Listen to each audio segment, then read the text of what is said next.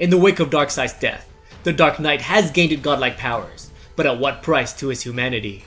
Batman has acquired a cosmic artifact of power, the Mobius Chair, overcome with the answers to every question and the solution to every problem. Batman is the god of knowledge. Gotham City. The war is over, and Batman has been busy protecting his home. The bat signal lights up the Dark Knight. It is redundant, but Batman answers the call. Jim Gordon is a friend, someone who believes in all of the good work that the Dark Knight does, a true comrade in the war against crime. But tonight, Jim isn't in such a friendly mood. Gordon informs the Dark Knight that every single criminal that got placed behind bars by Batman after he acquired the chair has been set free. The justice system cannot prosecute individuals who hasn't committed the crime. Batman disagrees. People are resting in peace because these criminals are behind bars. It is because of him that a husband still has his wife. Parents can still hold their child at night, and that mother can still watch her son go to college. There is no maybe. The chair sees the future. The chair knows everything, and those perps deserve to be locked away. The chair signals and Batman leaves his friend behind for more pressing issues. Across town, a crime is about to take place as a car full of criminals prepare their weapons to rob a club. If someone wants to be a hero, then they will get a shotgun to the face, says a gang member.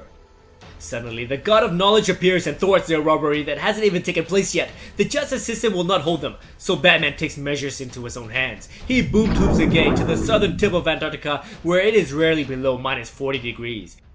They are miles away from the closest town, and they are stepping on very thin ice. But not to worry, a Navy ship will be arriving in a few hours. Batman suggests that the gang members use this time to reflect upon their life choices. Oh, and they can use parts of their vehicle to start a fire. It is kinda cold.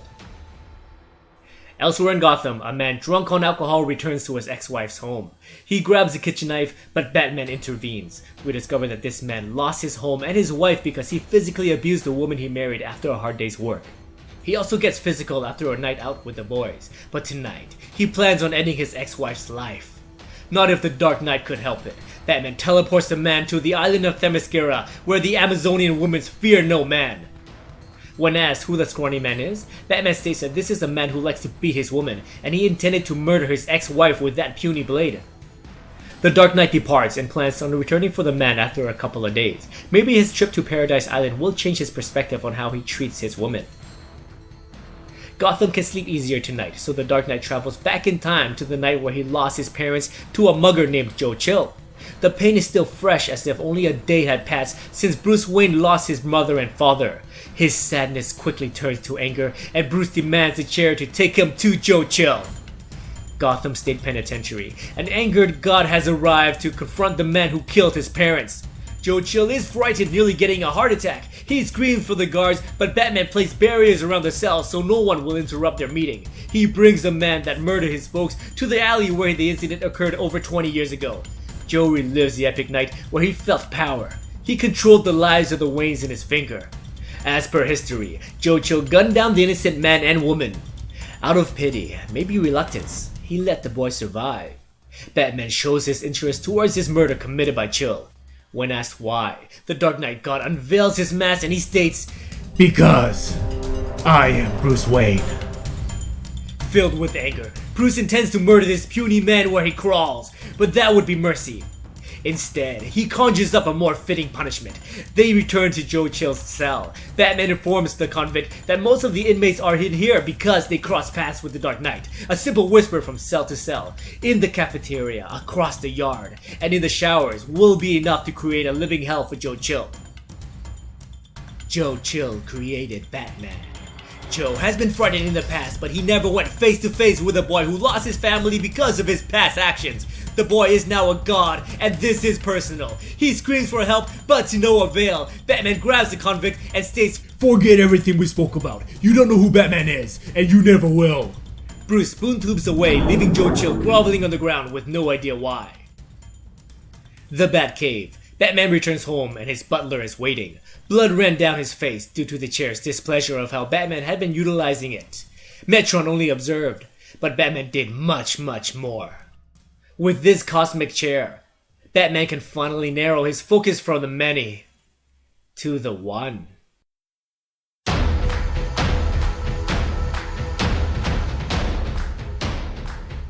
What's going on, guys? Welcome to Comic Island. My name is Joey and today we are reviewing the Justice League Darkseid Wars Batman issue 1.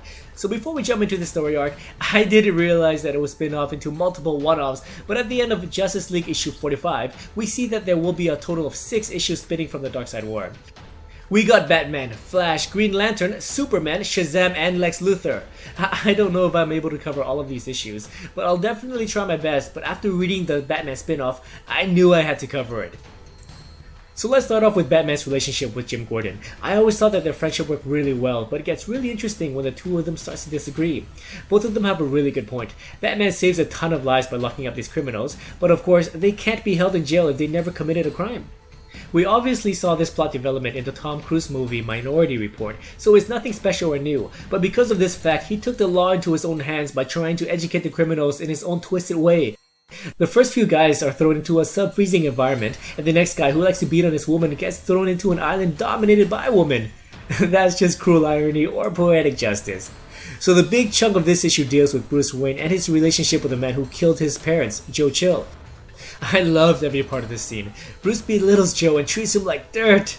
As you guys may know, Batman is my favorite superhero ever since I was a kid. Even though Batman went through a few retcons, his origins remain pretty much the same. There's also a man who killed his parents, and in this issue, we get to see how he would treat that man when he has godlike powers. I can never begin to imagine what goes through the mind of someone who lost his parents to a criminal, but I can imagine it took every moral bone in his body to not kill Joe Chill. So for Batman to only toy with Chill out of pleasure might be the most heroic thing he could do. Hypothetically speaking, could you imagine facing the man who took your parents' life and you had the power of the chair? What would you do? I would spread the whisper. And then we got a very interesting cliffhanger. So Batman practically admits that he is obsessed with the Joker. From one of the previous issues, Batman discovers the identity of the Joker, and by his reaction, he knows who the Joker really is. The conflict between these two is one of my favorite relationships in all of comics, so I hope that this new revelation takes their rivalry to another level. There was something I remember about the Joker in one of his incarnations, either in comics or on TV. The Joker said that they need each other. Batman needs the Joker.